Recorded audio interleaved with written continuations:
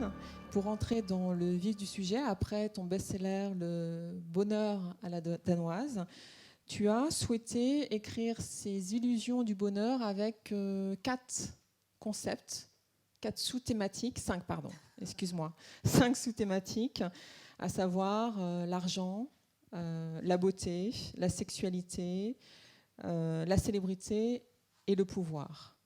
Alors d'où est venu ce choix ? Pourquoi juste ces 5-là, essentiellement ? Est-ce que tu peux nous en dire quelques mots ? Oui, merci déjà de me recevoir ce soir et merci d'être venu m'écouter.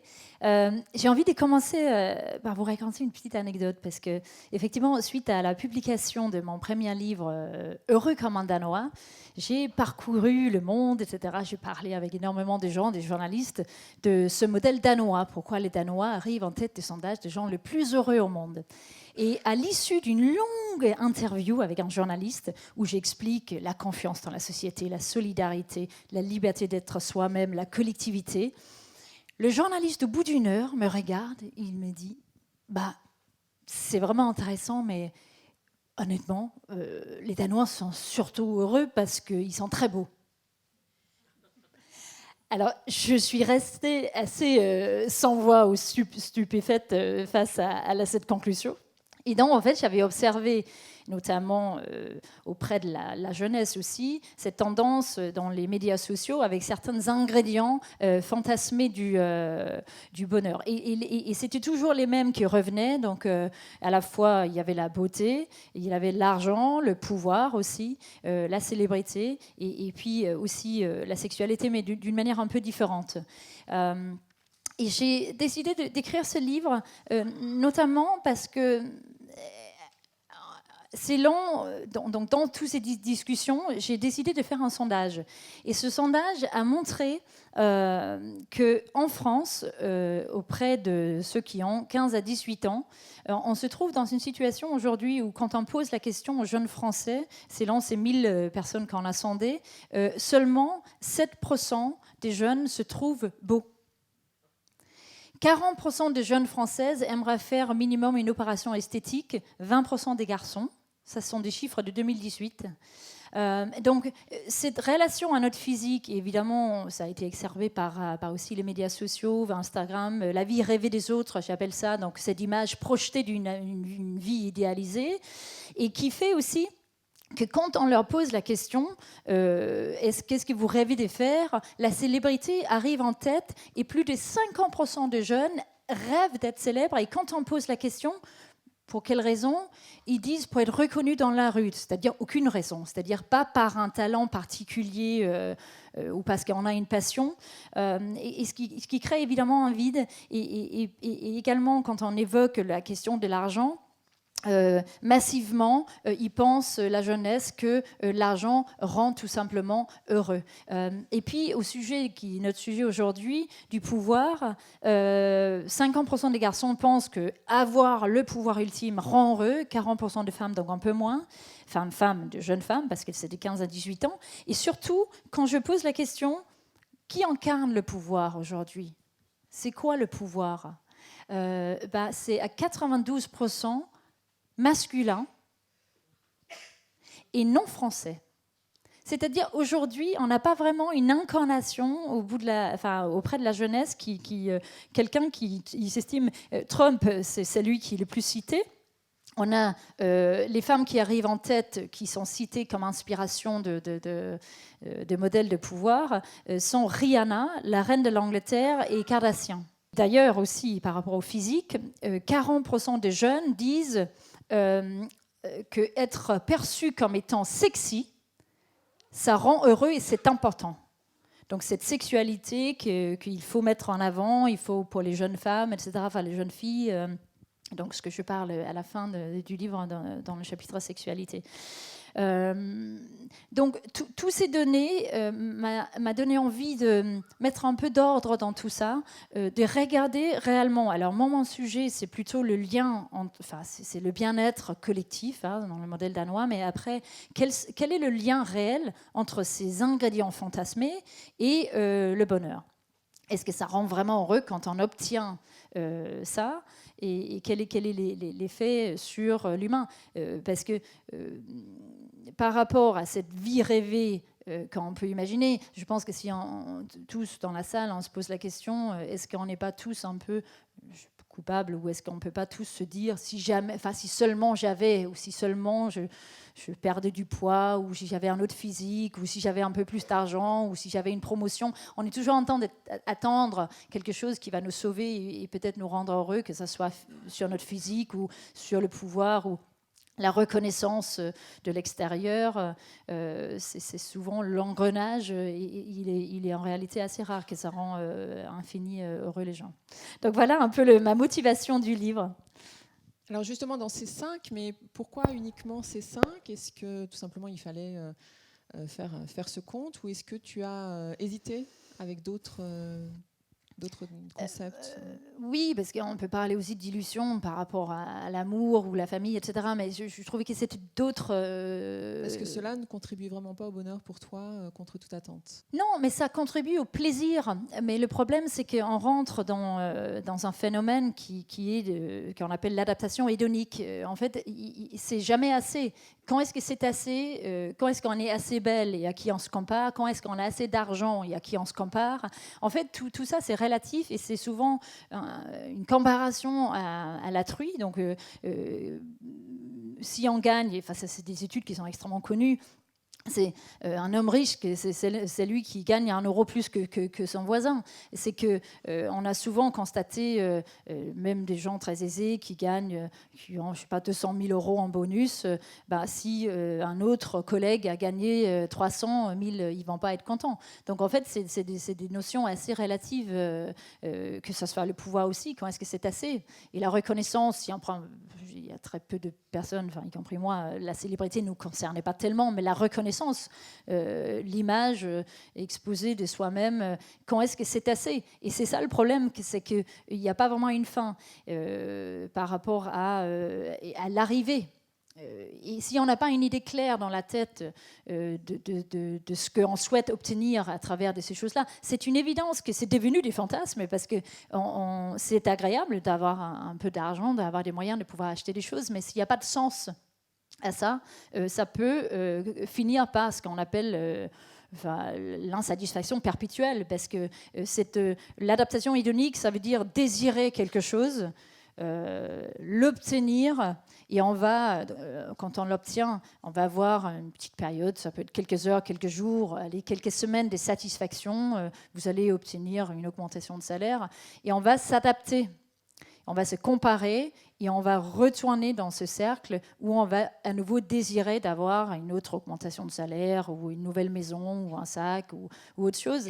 Et ces mécanismes sont aussi vrais sur la reconnaissance ou la célébrité, parce que admettons qu'on souhaite être célèbre, une fois que vous avez fait la couverture d'un journal ou de Vogue ou autre, vous n'allez pas faire la couverture toutes les semaines ou tous les mois. Donc, quand est-ce que c'est assez ? Et c'est qui le juge ? Et après, en plus, pour la célébrité, il y a une autre perversité qui s'incruste, c'est que c'est le syndrome de l'imposteur, d'avoir l'impression d'être aimé pour une image projetée et pas pour soi-même. Donc, ce qui rend en réalité assez frustré, malheureux. Et ça peut. On compare souvent. Il y a une femme qui s'appelle Donna Rockwell qui a fait beaucoup d'études sur la célébrité notamment, et elle le compare en fait à une drogue, on est obligé d'être injecté de cette drogue de la célébrité, c'est-à-dire du regard de l'extérieur pour continuer à se sentir aimé. Et donc évidemment c'est une déprivation de liberté totale, parce qu'on devient dépendant de ces boosts de notoriété ou de regard de l'extérieur. Donc je retiens, premier point, ne pas se comparer aux autres. Et second point, ne pas rentrer dans une escalade qui dérive éventuellement vers l'addiction. Mais si on les prend, si tu le permets, un par un, oui. Une par une, toutes ces thématiques, alors peut-être on peut commencer par la beauté et ce que l'on peut appeler une certaine économie de la beauté. Il y a eu beaucoup d'écrits à ce sujet. Il faut quand même rentrer dans le moule de l'entreprise, et beaucoup d'études aux États-Unis ont montré ou démontré que plus les employés sont beaux, plus les entreprises sont productives, ou en tout cas ont des profits élevés. Quelle est ton approche, ton sentiment par rapport à ces études? Il y a effectivement beaucoup d'études qui montrent le lien entre un certain physique agréable et ce qu'on gagne, le fait de gagner mieux sa vie, le fait d'avoir des meilleures notes à l'école. Donc ça donne, et ça a été démontré à plusieurs reprises, ça donne certains avantages, ça peut donner certains avantages dans la vie. Ce qui est moins connu, c'est que le contraire a été prouvé aussi. C'est-à-dire que le fait d'avoir un physique, par exemple, si toutes les deux, on va essayer d'être recrutées à Londres, à la Cité, les femmes blondes ont beaucoup plus de mal à trouver un emploi dans la banque, dans la finance, qu'une femme brune. Il y a aussi d'autres études qui montrent que les gens qui ont un physique beau, on va s'éloigner d'eux dans la rue. Et contrairement à ce qu'on pense, sur les sites de rencontres, les gens très beaux ont moins de demandes que des gens avec un physique moyen, je ne sais même pas ce que ça veut dire. Mais bon, enfin bref, il y a plein de... Et même les médecins prennent moins au sérieux les gens qui sont très beaux, selon les mêmes genres d'études. Donc il y a aussi des désavantages qui sont démontrés. Mais ce qui est intéressant là-dedans, c'est pas tellement... je ne connais pas cette étude en particulier, comme quoi les sociétés avec des gens beaux gagnent plus, mais pourquoi... C'est un livre qui a été écrit par Daniel Hammermesh. Oui, j'avais vu la référence. Oui. Pourquoi pas, mais le sujet essentiel sur lequel moi je le remène, c'est est-ce qu'ils sont plus heureux. Et là, c'est intéressant parce qu'il y a une université américaine et une université anglaise qui a fait une étude sur justement beauté et bonheur. Et ils ont conclu, ils ont pris des mannequins parce que c'est ceux qui incarnent un peu les publicités d'une espèce de beauté idéalisée. Et ils ont démontré que, à nouveau, contrairement à ce qu'on peut imaginer, les mannequins sont moins heureuses que la femme en moyenne. Elles sont plus seules, plus angoissées. Et elles sont à un niveau de stress qui est nettement supérieur. Et donc, en fait, notamment, je sais pas, on pourrait faire l'exercice dans la salle, mais c'est qu'on a sondé des milliers de femmes dans le monde entier. Et en gros, à la question « Est-ce que vous vous sentez belle ou beau ?», il y a 2% des femmes qui disent oui. Donc c'est évidemment absurde de finir avec des références où il n'y a que 2% des femmes qui osent, et hommes, qui osent dire oui, j'aime bien mon physique, je me trouve beau. Comme si c'était gênant, comme si c'était que des gens qu'on pouvait voir à la télévision ou dans les magazines. Alors que cette obsession, d'une certaine façon, ne correspond pas à un résultat en face qui est bien pour nous. En tout cas pas si on prend des références qui sont exposées dans les magazines ou à la télévision. Et donc notamment par ces études-là. Et en réalité, ce qu'on a observé aussi, c'est que par rapport au physique, autant ça peut-être ouvrir des portes, etc., par moment, quand on parle des avantages, mais ce qui rend... malheureux ou seuls, etc., et les femmes sont peut-être un tout petit peu plus victimes, c'est que la survalorisation d'un physique dévalorise très souvent tout le reste. C'est-à-dire que les gens, profondément, ont envie d'être aimés pour ce qu'ils sont, et pas sur leur apparence.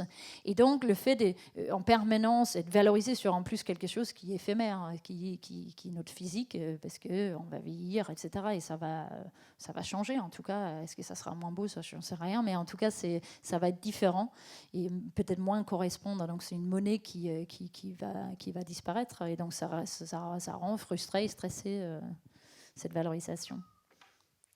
Alors si, évidemment, on survole, oui. Je vous invite à lire l'œuvre de Malines en entier pour voir tous ces points évoqués.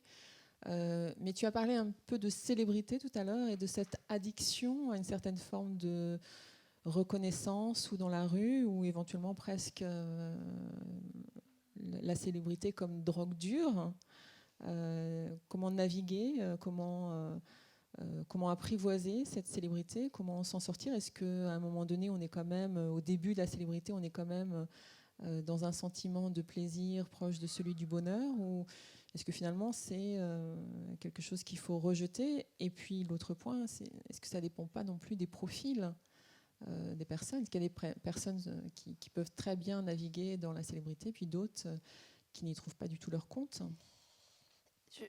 Je pense que d'abord, il y a une grande différence entre être connu et être reconnu. C'est-à-dire que le souhait, donc ce qu'on voit parmi la jeunesse, c'est d'être connu, mais pour rien. Et peu importe la source de la célébrité, donc typiquement la télé-réalité a poussé cette idée-là de ce que Boostein appelait être célèbre pour être célèbre. Et donc quand il y a un vide derrière, ça ne peut pas donner du sens, parce qu'on ne sait pas pourquoi, au fond, on a cette célébrité, mis à part le fait d'être exposé à la télévision. Et en fait, quand on ne sait pas pourquoi, la pression devient tellement dure de rester au sommet, parce que on le voit, c'est les célébrités, ça vient et ça s'en va aussi rapidement souvent. Et cette relation avec soi, et donc avec le public évidemment aussi, est extrêmement difficile. Mais si on le ramène un peu plus à notre monde à nous, c'est tout simplement l'idée de la reconnaissance de l'extérieur. Et moi, je fais la différence, parce que chaque ingrédient dont on parle, évidemment, on peut nous faire plaisir et peut donner certains sentiments de bien-être si on le met à sa place. Se sentir belle quand on se regarde dans le glace, c'est évidemment, ça peut être une source de bien-être et pour soi, mais pas à se comparer à tout le monde et aux autres.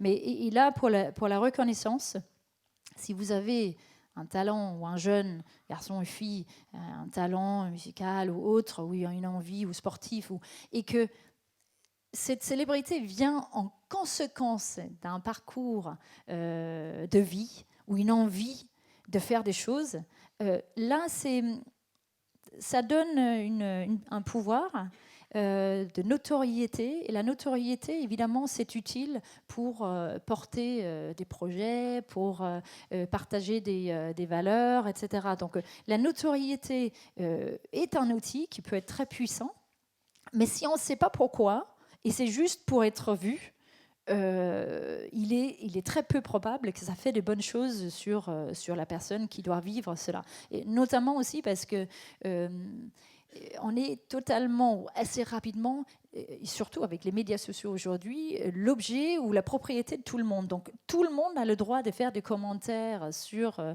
la personne, sur leur vie. Il y a cette espèce de relation amour-haine à la célébrité où finalement on aime bien lire que ça se passe mal, des choses assez glauques qui vont promouvoir la fameuse presse people. Et on le regarde avec à la fois l'amour pour l'artiste et à la fois une espèce de haine ou de jalousie ou autre, enfin de ces personnes-là. Donc on le voit, enfin ça c'est pas nouveau, mais c'est énormément, il y a énormément de dégâts auprès de ces gens-là, les célébrités, les grandes tragédies, on les connaît, Marilyn Monroe, etc., l'excès de ça. Mais très, enfin, en tout cas ceux que j'ai interviewés aussi, des gens qui ont beaucoup de notoriété, en souffrent énormément parce que c'est un soif, c'est à nouveau l'engrenage. Quand est-ce que c'était assez, et nous-mêmes, on peut se poser la question par rapport à nos vies, à notre niveau à nous. Moi, je m'en souviens quand j'ai lancé mon deuxième livre. Mon premier, j'étais un peu... je ne le connaissais pas, donc je ne savais pas d'attente, etc. Mon deuxième... j'attendais, moi c'était presque auprès de la presse, j'attendais les articles sur le livre, et j'ai eu un premier article, un deuxième article, et puis hop, Le Monde n'avait rien écrit, ou un autre journal n'avait rien écrit, et du coup, je me dis, ah non, j'ai pas eu ça. Mais c'est qui le juge? C'est Le Monde? Ou enfin, quand on a fait un ouvrage où on a mis 1 an et demi de sa vie à chercher, etc., à écrire, à qui on donne le pouvoir de cette reconnaissance qu'on cherche de l'extérieur? Et pourquoi, au fond, on fait les choses? Est-ce que vous faites ce que vous faites pour avoir la reconnaissance de qui? Votre père, votre mère, vous-même, votre PDG? Enfin, quand on ne sait pas qui est le juge, on est en cours sans cesse, sans vraiment réellement comprendre pourquoi. Et ça, c'est un grand problème. Après, si on gagne une célébrité ou une notoriété, et on le met au profit d'un projet collectif, où on prend cette puissance, notamment de l'écoute du public, et on porte des choses qui font du bien dans le monde, alors là, ça peut devenir quelque chose qui est intéressant.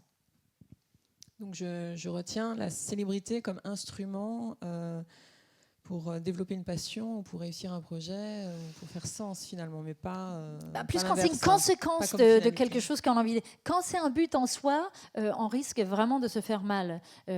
Surtout si on ne sait pas pour qui on le fait. Parce qu'il y aura toujours des gens qui vont trouver ça bien et pas bien, et ceux souvent qui sont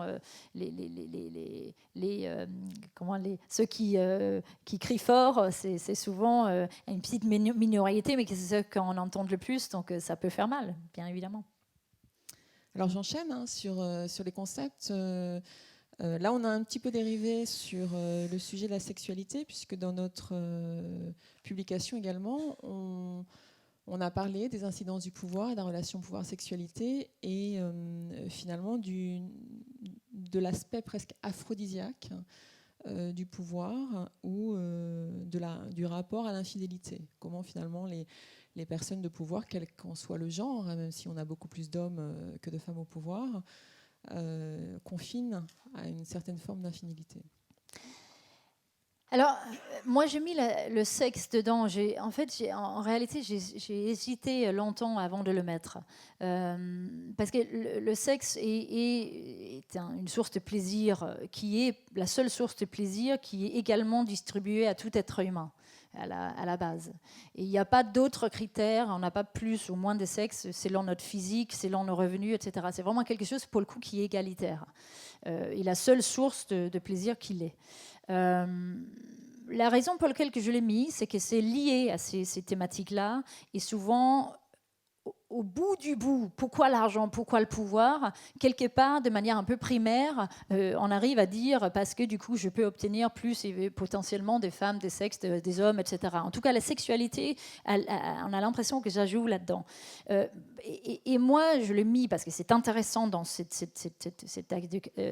cercle-là, comme moteur, etc. Est-ce qu'on peut utiliser le sexe comme un pouvoir? Je parle de ça aussi dans le livre. Est-ce que c'est un pouvoir qu'on peut utiliser en négociation pour les fameuses promotions canapé, etc. Est-ce que réellement ça marche, ces choses-là? Mais la première raison pour laquelle je l'ai mis, c'est que d'autres sondages, et aussi également en France, montrent que 60% des jeunes Français de 12 à 17 ans apprennent le sexe sur les sites pornographiques.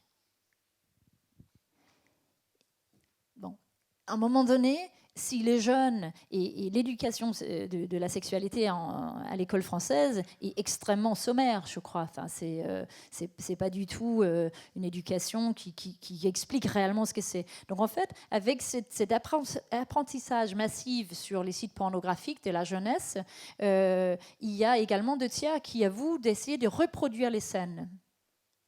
Les jeunes femmes consultent aujourd'hui le médecin ou les sexologues, parce qu'elles n'ont pas de multi-orgasme, qui est un phénomène assez rare. Enfin, en tout cas, c'est pas tous les jours et à chaque fois. Et les jeunes hommes pensent que faire l'amour, ça dure 1 heure, alors que la moyenne, si ça vous intéresse, c'est 5 minutes,6.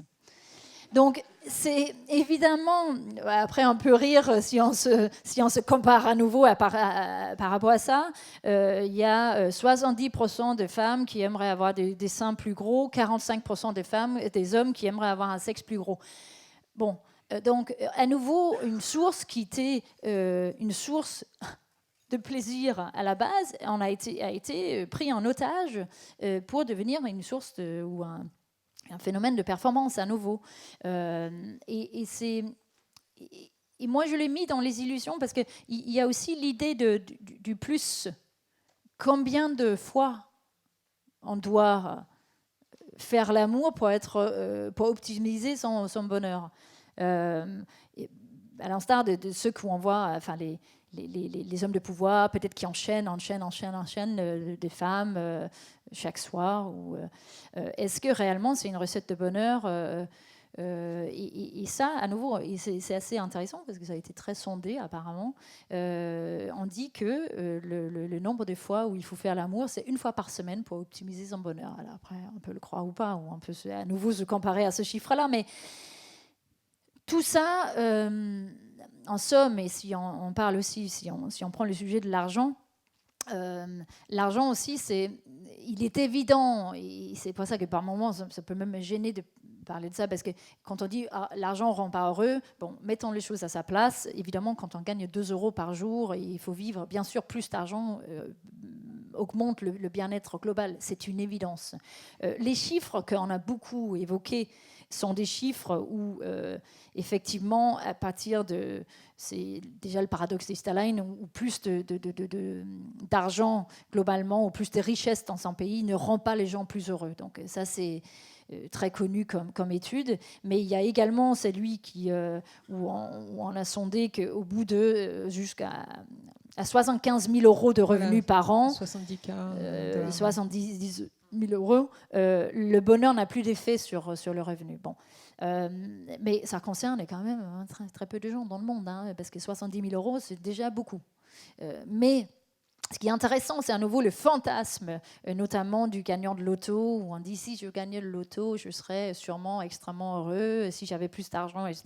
Alors qu'on rentre rapidement donc, dans cette adaptation hédonique, donc à vouloir juste avoir plus, parce qu'on va se comparer avec d'autres personnes qui ont plus. Et je ne sais pas si vous connaissez cette fameuse étude où on demande aux gens s'ils préfèrent gagner 50 000 euros par mois et les autres gagnent 25, ou 100 000 et les autres gagnent 200.